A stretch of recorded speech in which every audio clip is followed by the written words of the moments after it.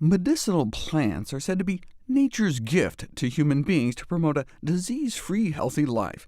Here in reference to amla, a fruit, the Indian gooseberry, described as an Ayurvedic wonder. You hear a lot of that larger-than-life talk about amla coming out of Indian medical journals. Who can forget amla, a wonderberry in the treatment and prevention of cancer? Amla is so revered that you find serious scientists at serious academic institutions and serious peer-reviewed medical journals making statements like this. Every part of the Indian gooseberry plant has its unique therapeutic characteristic for the remedy of almost all the ailments, and can be adopted as a, bold italics, single bullet against disease. OK, then. I first ran across it in this famous article, looking at the total antioxidant content of thousands of different foods. I did a series of videos about it ages ago, and to my surprise, the #1 most antioxidant-packed single whole food on the planet, on average, was amla, dried, powdered Indian gooseberries, beating out the prior heavyweight champion cloves with, just for comparison's sake, up to 100 times or more antioxidants by weight than blueberries. So here's this fruit that has enjoyed a hallowed position in Ayurveda, the ancient system of medicine in India, so hallowed it was mythologically pegged as the first tree in the universe. So for thousands of years, before we even knew what an antioxidant was, they were revering this plant that just so happens to turn out to be the most antioxidant-packed fruit on the planet Earth. OK, you got my attention, but I still need to see it put to the test. Well, indigenous tribal healers used amla to treat diabetes, so researchers decided to give it a try. This is the study that originally bowled me over.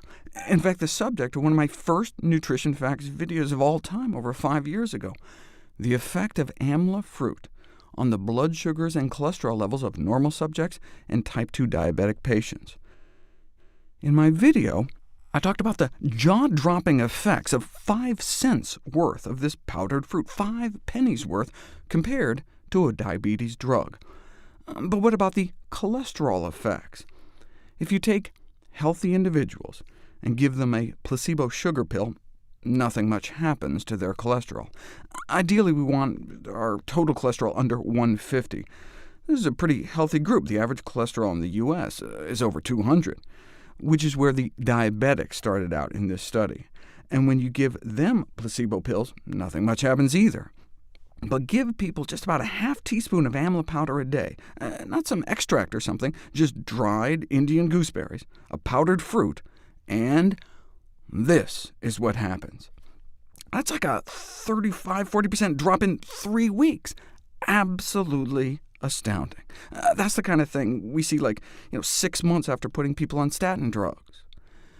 What we care about most is LDL, the so-called bad cholesterol, shooting for under at least 70, ideally. No impact of the placebos, but again, just about a half teaspoon of amla, which would cost you about 5 cents a day, so like a $1.50 a month, and boom. These results knocked my socks off. I mean, they're just unbelievable. That's why I was so excited after all these years to dig back into the amla literature to see if these findings had been confirmed or replicated elsewhere. So I typed amla into PubMed and waded through all the papers on using amla to decrease methane in cow farts, and speed the growth of chickens.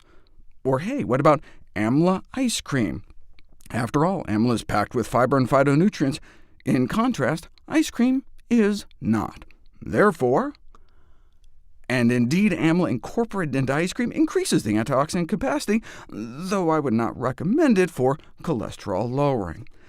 But here we go, a comparative clinical study of amla head-to-head against the cholesterol-lowering statin drug simvastatin, sold as Zocor, which I'll cover next.